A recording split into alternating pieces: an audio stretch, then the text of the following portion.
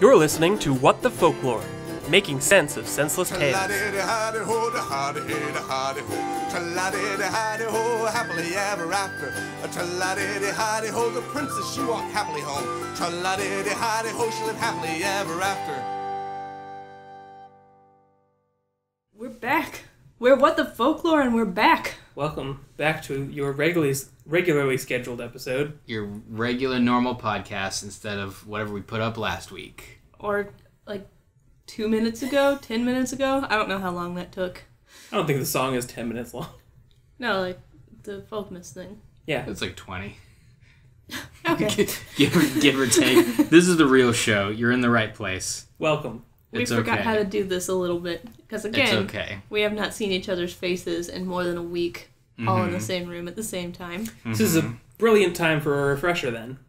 Yeah, we'll just... On why we're here. Yeah, and what we do. Well, we are 3 people who live together, and I tell these 2 people, against their will, a folktale from somewhere in the world. And this folktale is generally at least a little bit nonsensical, usually a lot nonsensical.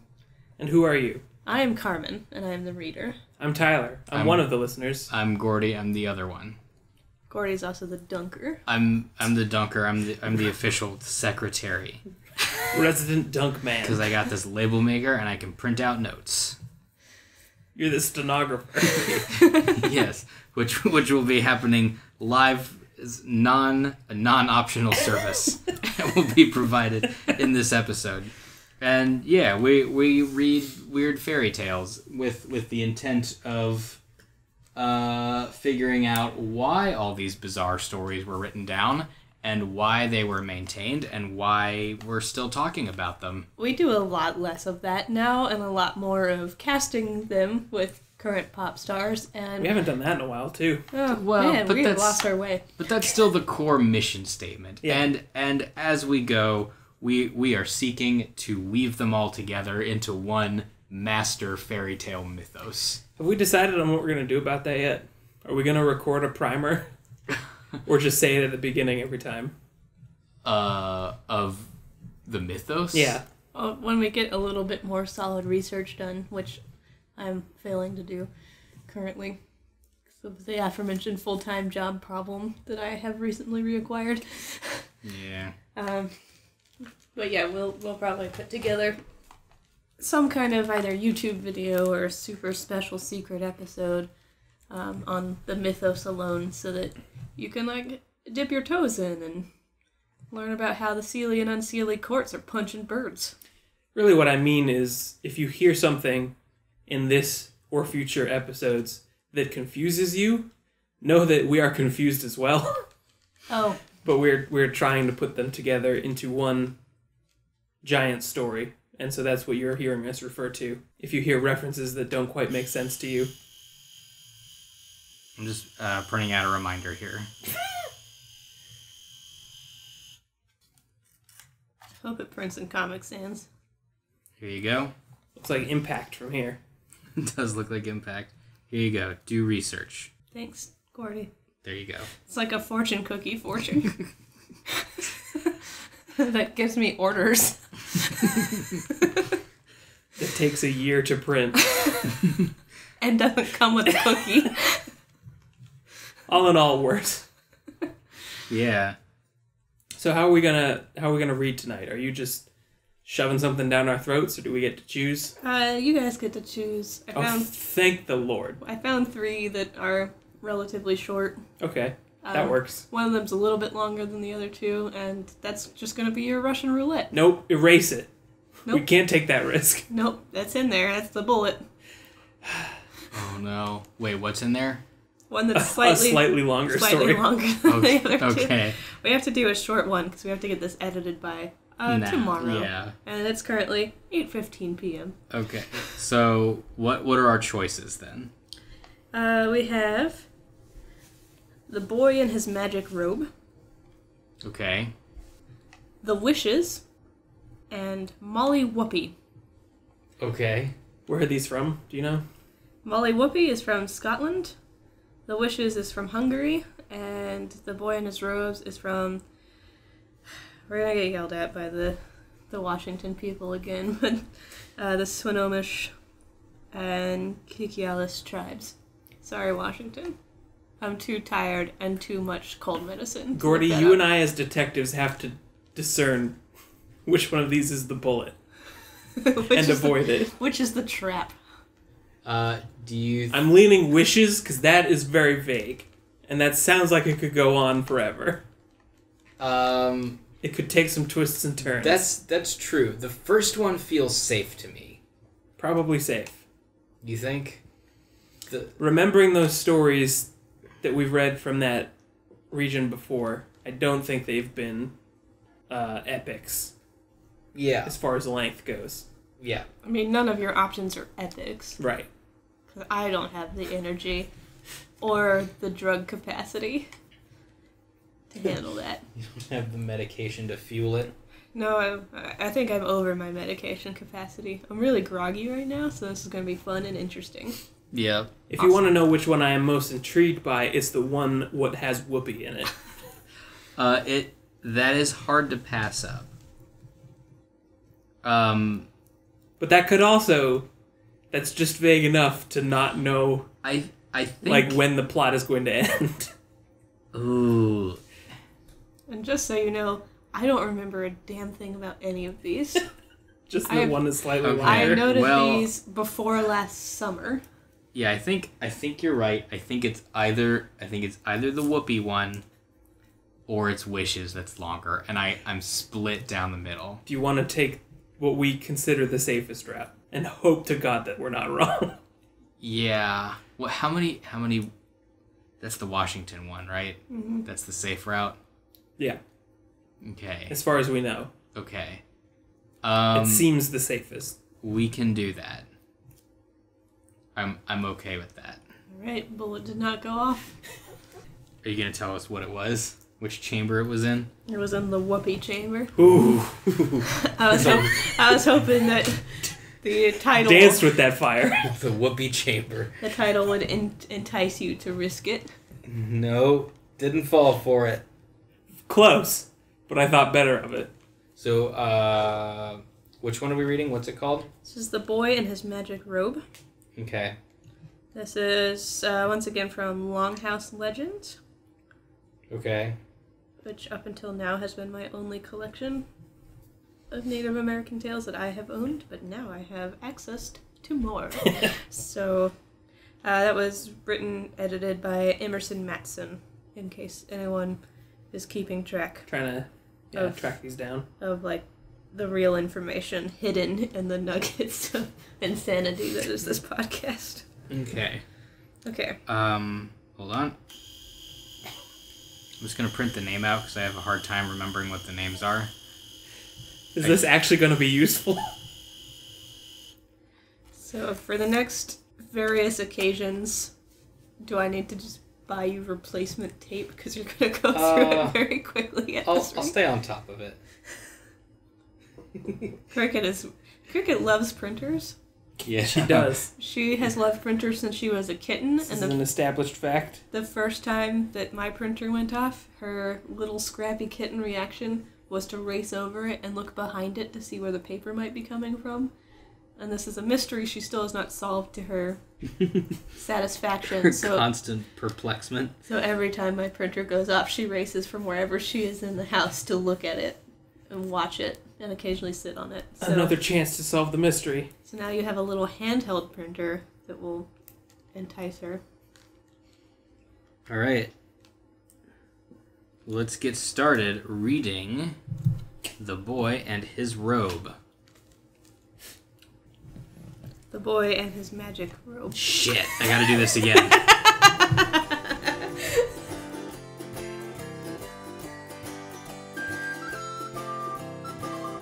When the world was young and only one tribe occupied... Getting the title right.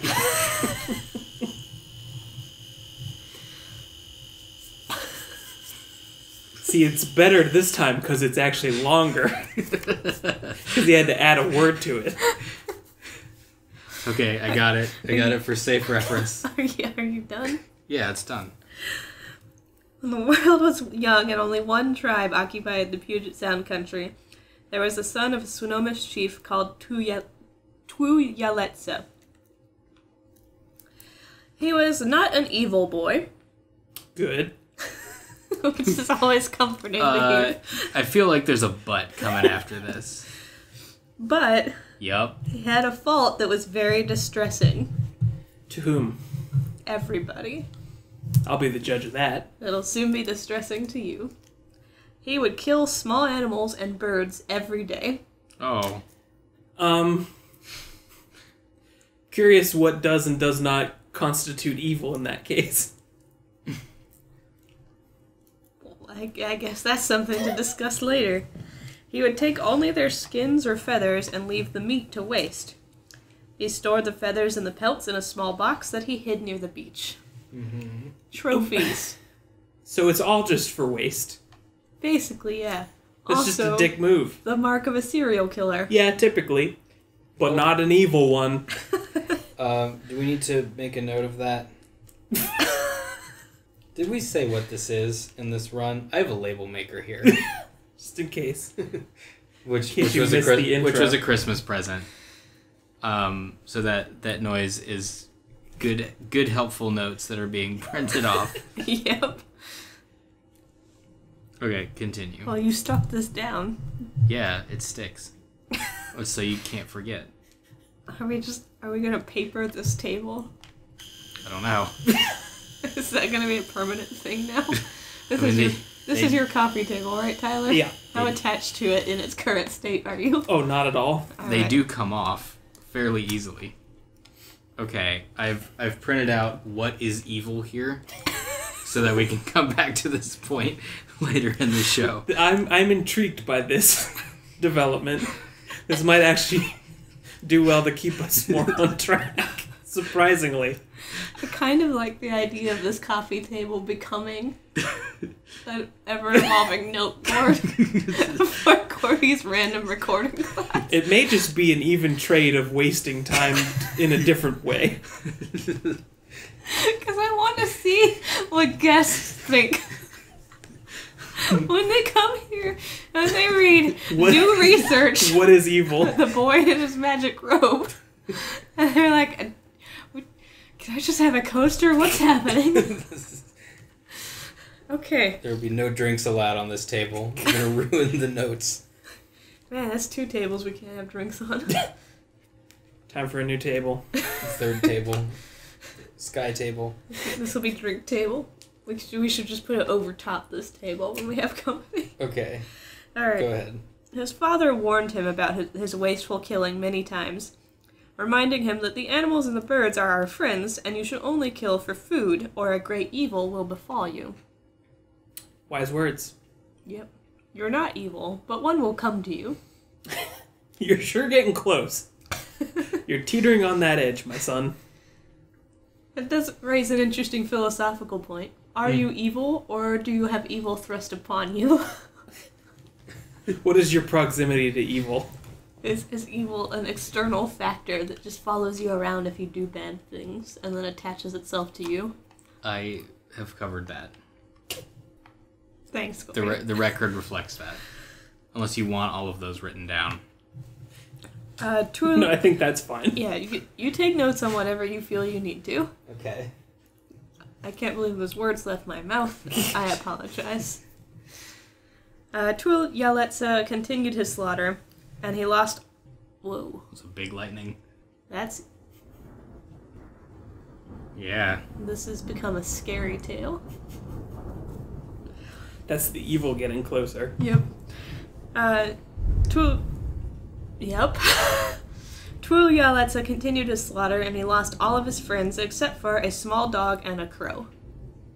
Why are they befriending him, given his reputation?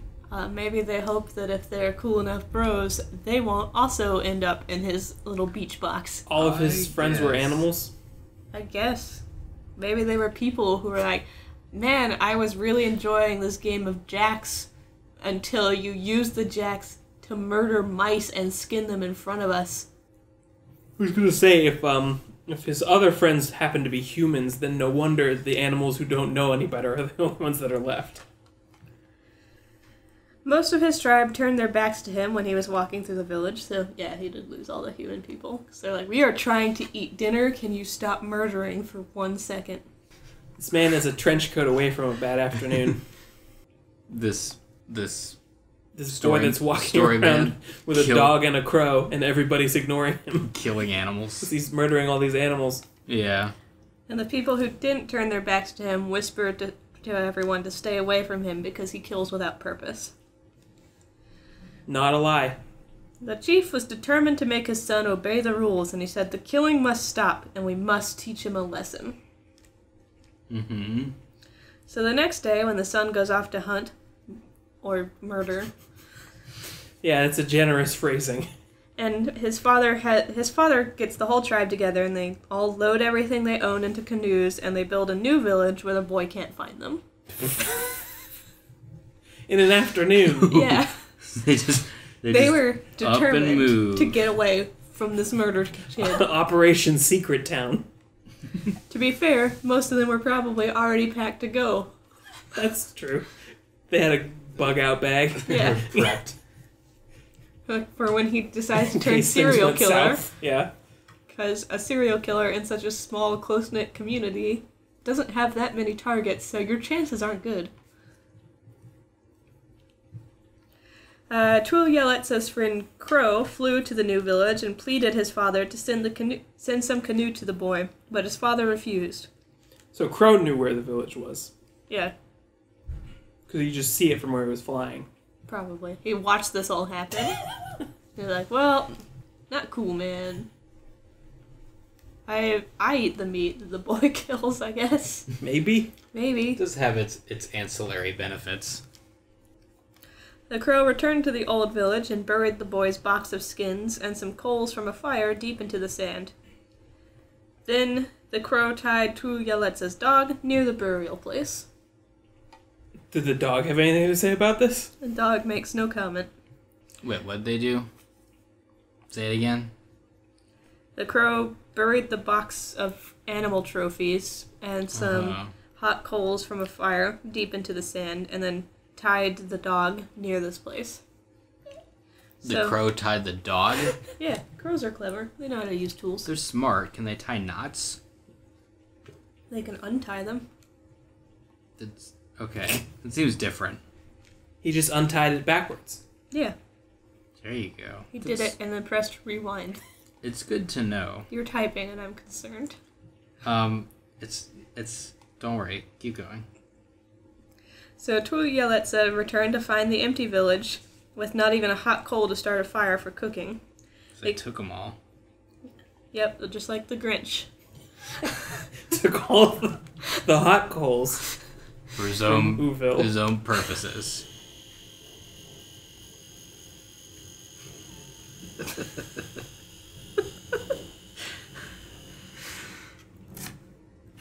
Continue. What do you have for us, Zoltan? Crows can tie knots. Just seems Okay. just seems worth noting. You started typing well before I mentioned that part of the story. This is let's say a second or third draft. Okay. He calls to his dog and hears the dog whining and barking, and then goes and finds him tied up, and he unties the dog. The dog barked and whined and scratched into the sand until he uncovered the box and the hot coals. Tuiyeletsa got the sticks from the beach and placed them over the hot coals for a fire to roast some shellfish and enjoy the heat from the flames. Though he was full and warm, he was very lonely with only his dog for company. As he stared at the sky, feeling sad for himself, a spirit voice instructs him to make a robe from his little skin collection. Do it! A spirit voice? Yeah. Is it Tim Gunn? Make it work. Make it work. I would watch the Folklore edition of Project Runway. The great Tim Gunn in the sky. The boy worked far into the night, and when he finished, the spirit voice says, "You've done a nice job here." That does sound like Tim Gunn. Now wave the robe 4 times over the fire, and you won't be lonely anymore. What does that mean? It's cryptic. I feel like this is punishment. I'm just looking. Keep going. Keep reading. So he does what the spirit voice tells him, and on the fourth wave of the robe, the flames flare really bright. And then suddenly people come out from the smoking coals, and soon he had his own tribe. Wow. Smoke people? Yeah. Okay. Is that legal? Allowed by whom? Human Rights Campaign. Tim Gunn seems cool with it. ACLU? Tim Gunn is basically the Human Rights Campaign. Does nobody have to sign off on this? On a new village Yeah. of smoke people? How is it zoned?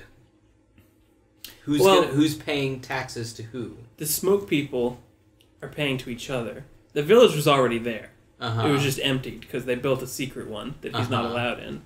Okay. So really, he's just filling it up with smoke people. Okay. Pre-zoned. Okay. Well, that's fair. As long as their paperwork is in order, I'm fine with it. So these new smoke people were hard workers, and they loved to talk.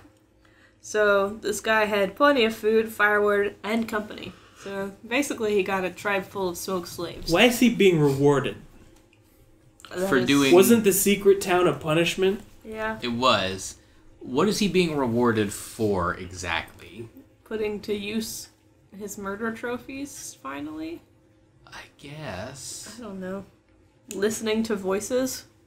Yeah, just following directions. It's not bad.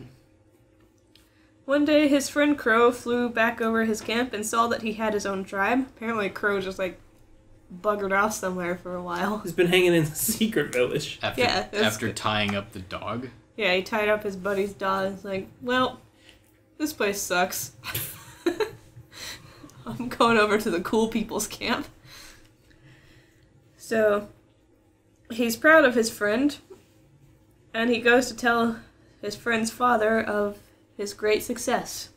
When he flies over the father's camp, he shouts, "Tuyaletsa is a great chieftain!" And his father orders the crows shot down for telling lies. Kill him! For spreading what can only be slander. But the crow assures him that he is telling the truth and explains the whole deal with the magic robe that the crow now knows about. So no one listened. No one followed that order. Not immediately. Okay. Maybe they just... No one walks They around. didn't have snipers ready in Secret Town? They weren't that concerned about Tuyaletsa finding them. How did they obscure the town? They just moved it to a new place, and Did apparently this boy is only motivated by murder, so they didn't expect him to look very hard. It sounds like... Well, he must be able to track if he keeps finding these animals, right? Yeah, but when you're only motivated by murder... Because he didn't try to go find the village at all. He sat by a fire and ate some shellfish and was like, this dog sucks for company. What'll I do? Tim Gunn, guide me. As you have guided so many before. His father is very angry because this whole punishment thing did not work. And in fact, he ended up better off. Yeah. So he orders his warriors to get into some war canoes and go conquer the boy and destroy the new people. Mm-hmm. The warriors land, and Tuyaletsa's tribe runs in fear, but they have nowhere to retreat but the sea. Tuyaletsa asks his dad why he's doing this, and his father says, "Your new people were created from the smoke of burning sticks. They must be destroyed." Yeah. I'm with them. I think this is going to be a big, important theme later on.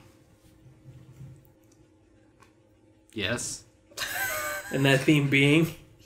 Hubris. So I'm just going to put this down with my other show notes. What have I wrought? I'm into it. I like having the reference. I like the knowledge that this is probably going to stay here. What's going to stay? The stickers. Maybe. We'll see. I think it should. I think, why should we keep this joy to ourselves when we could inflict it upon our unsuspecting guests?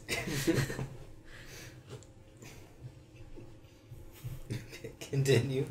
Tuialetza begs for his people and promises that if they are allowed to float with the tide, he would never waste any food again. And his father agrees, and the new people were allowed to build rafts of driftwood. The waves separated the rafts, and they landed on beaches hundreds of miles apart. At every landing, they founded a new tribe, and this is where all the small tribes of the Puget Sound come from. The end. They're smoke people? They're all smoke people. Smoke people all the way down. It's a good twist ending. So, you guys ready to discuss this? We have some topics. Yeah, I got an outline right here.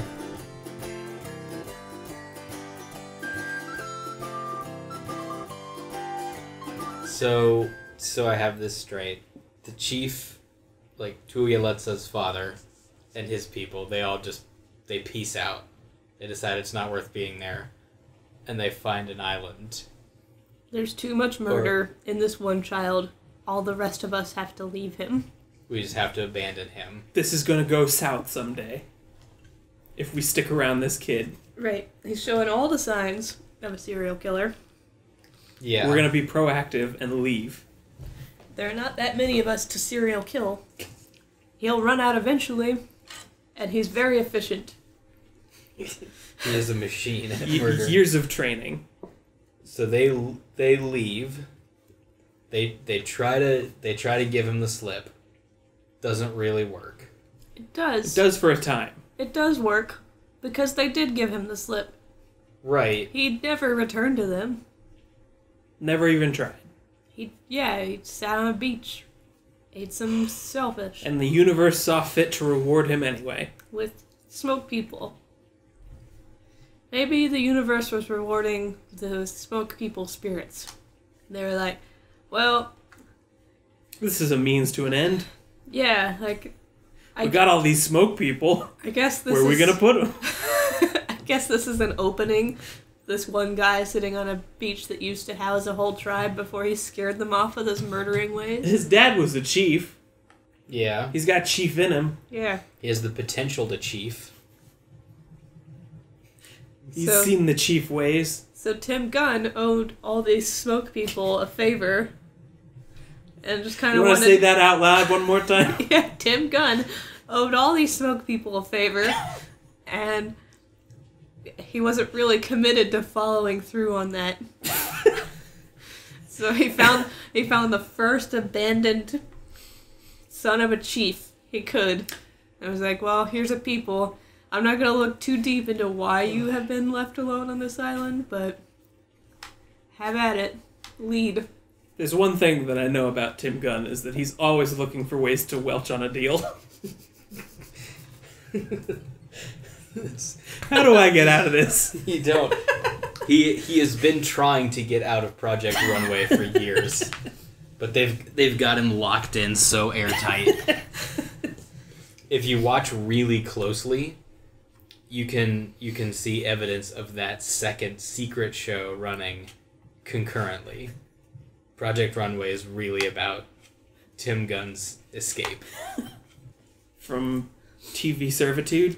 From TV servitude. Being a slave to fashions. It's his own Truman Show. He's trapped. Is anyone on our protagonist's side at this table? No. I feel like I'm with Chief Daddy. Yeah, Chief Daddy knows what's happening. I mean, yeah. They couldn't give him, like, I don't know, what do you do to serial killers when they're young and you know that they're going to be serial killers? Where do you send them? Like, serial killer treatment school? They don't have camps for that at this point. No badges? There's no summer camp for potential serial killer reformation. Do we have that now? I don't know. I genuinely genuinely don't know what you do if you discover that a child likes to kill small animals. I think you typically ignore it, and then you say, he was so quiet. I never thought this would happen. Sure. We just thought the cat skeletons in the basement were a novelty. It's a hobby. We just thought he liked Doom, like, a lot. the game? Yeah. Or just as a general concept? Well, are they mutually exclusive? They're not necessarily. We tried to get him into taxidermy, but he just liked making the animals dead. We didn't know where that would lead. I mean, it's gotta be unsettling when you have a child and then you discover that this child is ruthlessly murdering things. And no matter how many times you tell him, no, dude, these are our friends. We don't kill our friends and then waste their meat and bury their skins in a box on the beach. And then you watch him go and do it again. What? Yeah, I would move. I mean, yeah. So Dad inflicted what he thought to be a fitting punishment, which was solitude. Isolation from potential It's- future murder victims. It's a very complicated timeout, logistically speaking. It's the inverse of a timeout. Yes. You stay here, we will go. It is an inverted timeout. It's very hard to pull off, but they did it, to their credit. And he did not find them again. He did not. They had to go find him when they found out that not only does he murder animals, but he makes humans out of smoke. Yeah.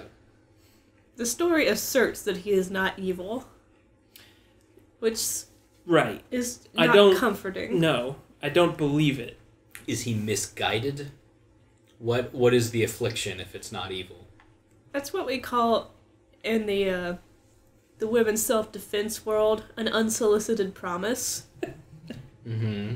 When someone comes up to you and says, "I'm not going to hurt you," and you had not accused them of doing that, Of being likely to do so. chances are, That was on their mind yeah. It's like saying to some extent. it's like saying I'm not racist, but But Yeah. kind of like I'm no, not evil, you, but if you have to qualify it, there's probably something wrong. now this kid, he's not evil, but he does massacre the animals of the landscape. animals which are held in very high regard by his culture. Yes. Make of that what you will.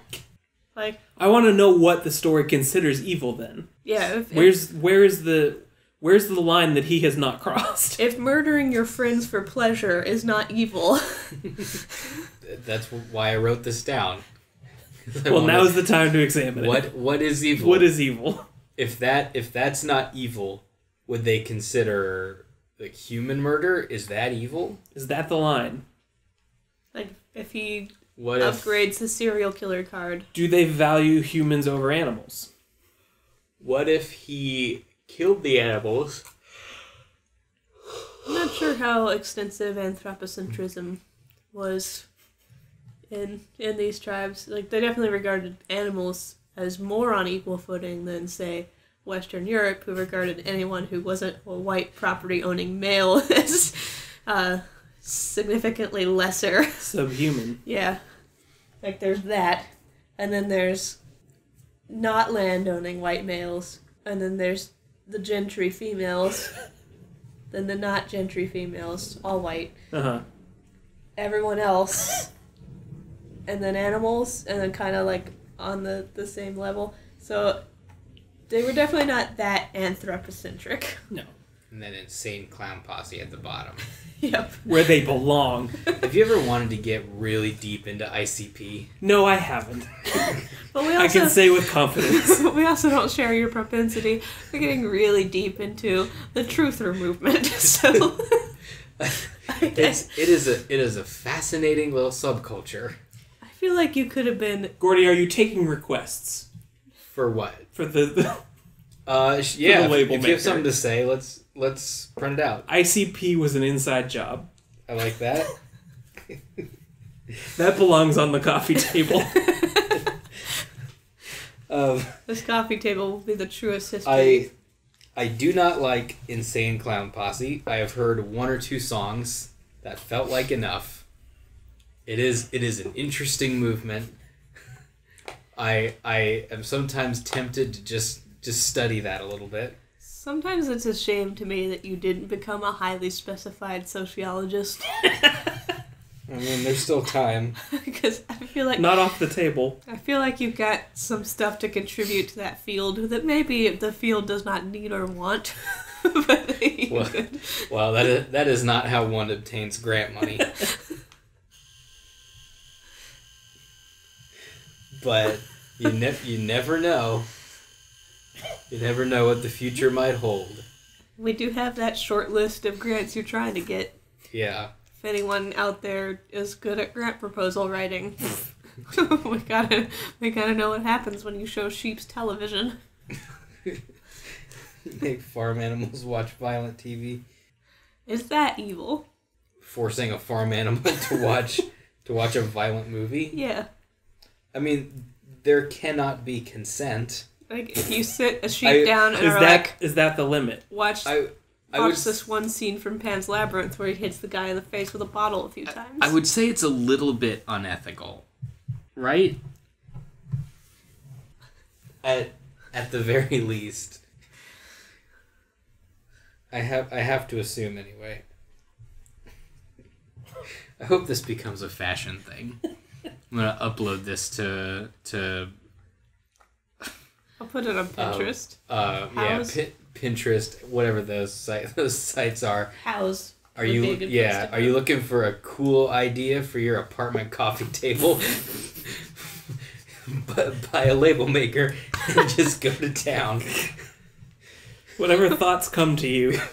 Make it just a free writing exercise. Turn it into a vision board of your subconscious. Just free association. There's got to be a market for terrible Pinterest ideas, right? I hope so. Like things that are just close enough to a real idea to trick you temporarily. I hope there's at least a subreddit for bad Pinterest. I know there's Pinterest fails, but like suggestions that should never have been made. Yeah. By people intentionally trapping bored housewives. Somebody out there set that up. And we'll back it. We'll get onto it. I'm curious what you guys think of these shadow people. I mean, they seem nice. But what are they, and where did they come from? They came from smoke. Or smoke, rather, not shadow. Maybe they were the spirits of all the things he killed. Are they full humans? Yeah, they're normal people. Legally? Is this a net gain for the world? I don't know that there was like legal citizenship at the time this story was told. But I mean, like, that was a white European idea to continue. They're not flesh and blood people. They might have become it. Do we know that? We don't. The story asserts that they are the origin point for other tribes. Right. So they at least must be real people at some point. They ran away. Yes. Right. Yeah, on boats. Right. I mean, I think they should be considered, like, since they're here, they should get like full representation under the law. Sure. But I just want to know. Maybe they started as smoke, and the more people things they did, the more people they became. They filled in. Yeah, like a Magic Pinocchio situation. Interesting. They became real boys. Yeah. Is the story trying to tell us that sometimes evil deeds lead to good outcomes? Like, accidentally you might create entire races of people if it turns out you're just a serial killer jerk. That seems like a bad message to send. It really does. If you practice being a serial killer, you could become a god. That's a dangerous message to put out there. It sounds like a Kool-Aid cult to me. Yes, but I don't think he would have been... You know what I mean. Explain this idea. Those cults that sip the Kool-Aid. And then they all die. That sip the Kool-Aid? Yeah. Yeah, the poisoned Kool-Aid. Oh, sure. We got the crow working for this boy. Crow's motivations are all over the place. I think Crow is just trying to, like, get these people established for future Birdfall needs. I honestly don't know what Crow is up to. Crow was on serial killer's side. Like, he was a friend. Kind of. And then he tied up the dog. Crow vouched for the boy. Sure. But then also didn't live with him for quite a while. And then came back. Yeah, Crow was not into the boy enough to, like, be a constant companion. Like, dog, I get. Dogs are loyal to a fault. Because they hope that you will continue providing them with food and attention. Which he did not. Sure. So, that endless well of wanting tends to bind them to people, regardless of how many other things they murder. Sure. So I get why dog stuck around. Yeah. Yeah. Crow was probably getting some free meals once Boy had finished Here and there. his Rampages. his pleasure kills. He kind of had to take them on his own, though. The boy was not offering these things as Right. dinner. He was leaving them behind. Yeah. The Crow was like, Well, it's sure. here. I'm gonna follow this kid around. He's I could eat. He's basically a larder. A walking personal chef. So, yeah, Crow is the only one hanging out with him who's not bound by loyal genetics. Crow finds... What is the end point for Crow? Where does Crow end the story? Is he still with He the just village? flew over and saw Yeah, it. he just shouted that the boy had a tribe and then set that whole battle into motion. So that's where I'm curious about his motivation, because on the one hand he vouched for the boy to get back into the village, but then he also spilled the beans that he got his own village. Was he just bragging? He went to go argue for the boy's return to the village, which he had to know would fail. Right. Because he also doesn't tell the boy, he doesn't warn the boy that the village has left. Right. He doesn't tell the boy where the village is. Doesn't tell the boy that the other villagers are coming for him. After he tells the other village about the boy. He doesn't warn them about the war. I just So don't know what he's trying to achieve. He's not helping the boy specifically. He ties up the dog next to the place where he buries the stuff. Why he buried...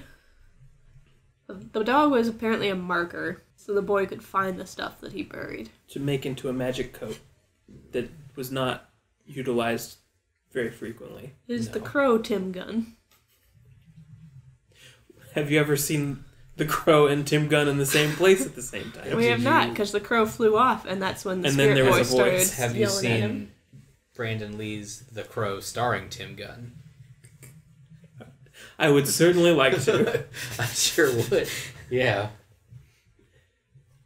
I don't know. Yeah, the last we see of the crow is him telling them about the new tribe. So, he definitely killed birds, too. Yes. He killed animals and birds. And then He had many feathers. Then this crow agent attaches himself to the boy. Mm-hmm. Puts together the ingredients for a Tim Gunn magic robe people summoner. Mm-hmm. People creator. And then starts a war to scatter those people along the Puget Sound area. That's a long way around. Well, what do you think of my suggestion that the reason why the boy had to sew all these skins and stuff together before waving them over the fire was to call the spirits of the things he'd killed? I do think that has merit. Yeah, So that makes some sense to me. If birds are among the things he killed, Those smoke people came from somewhere. right? They have spirits because they talk, they work, Yeah. they have personalities. Like they're not empty golem husks wandering around doing the boy's bidding. Did some of them chew on wood and make dams? Potentially. And some of them ate berries all the time. And some of them climbed trees really good. And some of them sang songs all day, especially at 3 a.m. Mm-hmm. So, like, Crow basically brings a second life to some of his people, as well as, like, other animals, which may or may not be allied with them, or just, like, neutral parties. Yeah. So he makes a code of +2 respawn. Yeah, essentially. So he brings these people about, but they need to be able to establish their own lineage. Away from this guy. Right, because this guy's not a good guy. And No, I don't think they would just end up dead again. Yeah, Crow is not looking out for this boy at all. What does he do at that village? He just asked the dad to send a canoe to the boy. To let him in? No, Or when he- just send a canoe to him. Not Go talk to him. No, send a canoe. Okay, so what are you interpreting that as? Give the boy a boat. Tell him to leave. No, just Well, give him a boat. For what end then? Crow is not asking the father to let him into the village. Yeah. nor necessarily asking him. Like, you could interpret that as Seneca knew for him to come back, but it just says Seneca knew to the boy. What are you personally interpreting that as? Crow's looking for canoe. He's trying to get people moving out of this. He set up when the father refuses the canoe, he sets up the spirit recipe. I don't know, maybe he was making sure of the father's firmness in his stance against the boy. Like, Sure. Crow's gauging how serious Dad is about this punishment, because Dad let a lot of killings slide for a long time. Yeah. So maybe Crow is not sure that Dad's going to stick to his guns. True to his word. To his Tim guns. When it comes to following through with his punishment. So Crow gauges how serious Dad is before setting up his spirit summoning recipe. Putting this dog, who's just a patsy, Yes. as a marker. Then booming out in a Tim Gunn impersonation from the heavens what he should do, and then helping his brethren come back to life as humans, where they can presumably create some more influence than birds alone can. So this was just a large opportunity that presented itself through this boy. I think boy, He and his people matter not. I think in The end result of the smoke people is what matters. yeah, I think in general in a lot of these stories, the human element is but pawns. Forward momentum of some kind. Sure. In a bigger scheme. Right. Like most of our, regardless of where the story is from and what it's about, most of our mortal, non-magical protagonists seem to be like pushed about by forces outside of themselves and don't necessarily know it. Yeah, nor do they exert much personal influence on things around they them. have their own limited goals, but in general, They achieve other things. unbeknownst to them. right. Like their petty little lives are just part of a greater game that's being played. I have I think, final question for you guys. Okay. The last thing that I can think of right now, anyway. Okay. The smoke people all left on their boats. Mm-hmm. They all formed their own tribes Yep. along the water. I'm assuming the boy did not get to rejoin his village after they all went back to Secret Village. Or does he? I don't think it's said. I would assume he just stays where he is. Yeah, he just begs for these new people. Begs for his people, and promises never to waste food again if they're allowed to go away on the tides. And the father agrees to that. That's the last we hear of Yelitsa. Right. This is going to be two questions then. Okay. Does he, one, stick to his word? And two, do you think that him dying alone is finally his punishment for his ways? How many cases of serial killers not doing that? What? Like people who show severe serial killer tendencies being able to Being reformed? self-reform. Like exert that much self-control. None. Because I guess I just don't know how much he actually cared for his people. Enough to promise that. right, It might be empty, but he certainly did not want to see them punished for his deeds. right. So I guess in that manner he's not evil. And that was what the story was referring to? Yeah, like Don't worry, you'll see. He'll he- get out of this mess. He's not a complete husk Yeah. of a person. I know it's like a lot of impulses like that. I'm not a psychologist, but Not a trained one. self-correcting is extremely difficult. Mm-hmm. Like alcoholics have to be pretty much constantly aware, and like I don't think there might come a point like way down the line where it's easy, but for a very long time that's not easy. Like the reason people can't lose weight permanently is because you get stuck in these habits, Right. and then you Yeah. bounce back. So if you have spent your entire childhood idly murdering Wanton everything murder. around you, and suddenly you make a promise that, like, you're gonna do this for this other thing happens immediately. Yeah, you get your reward. Yeah. And now you gotta stop wantonly murdering? You get dessert before dinner. Yeah. I don't think he sticks to that for long, if he's even allowed to return to his people. So probably left alone. Probably left alone. Yeah, because Crow's not gonna help him now. Crow got what he wanted. Mm-hmm. And all of his friends left him, which presumably includes the animals. So yeah. So You got it. Yeah, everything avoided him. He was not able to murder anymore. All he could eat was shellfish, because news doesn't travel in the sea very well. Well, that's all I've got. That's all I have. Seems like a good note to end on. Dying alone. Dying alone as an unreformed serial killer. It comes for all of us. Hubris. So how's that for an origin story?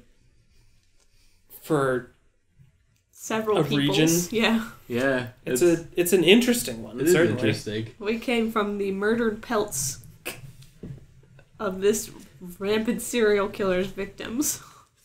It lends some credence to otherkin. Yeah. It lends credence to otherkin. If we are truly just the smoke of other Right. animals' Yeah. spirits. Yeah. It does. Cool. Yeah, sorry that wasn't one of our funniest ones.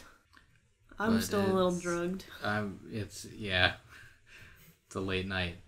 Or it will be a late night. But we do have some more Project Birdfall information. We're getting back into the swing of things. Thanks for sticking with us. Cool, yeah. Thank you everybody for listening. If you liked this episode, there are a lot more. Go back and listen to some others. A lot of them are funnier than this Yeah, one. maybe so.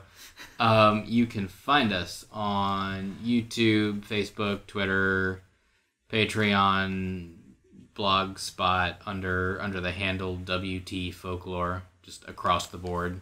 So go do. Blogspot is Oh, we broke the that's what WT Folklore podcast. there's links to all this stuff You can in the find show us. notes. So just go check that stuff out if you feel so inclined. And we hope everybody had a good holiday, whatever. We'll be recording again tomorrow. Welcome to another year of What the Folklore. Yep. Another year. 2017. We're coming for you. It's already started out pretty good. We got a bouncing baby abomination. Yep. Good start. So All right. thanks again, Jenna, and thanks as always, Doug. Thank you, Thank you, Doug. Doug. This has been What the Folklore.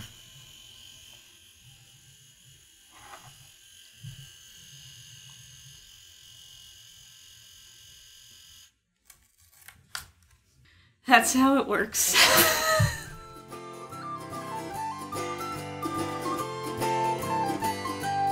Tra-la-di-di-hi-di-ho, hi-di-hi-di-hi-di-ho. Tra-la-di-di-hi-di-ho, happily ever after.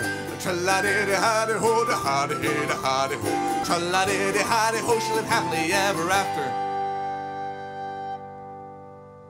This has been What the Folklore. Thanks for listening to our show. If you have any feedback for us, you can leave it either by Gmail or Facebook. Our Gmail account is wtfolklore@gmail.com, and our Facebook page can be found at facebook.com/wtfolklore. Feel free to send in stories if you have any particularly odd pieces of folklore or mythology that you would like to hear us talk about. Special thanks to the Brobdingnagian Bards for the use of their song Happily Ever After from their album Brobdingnagian Fairy Tales.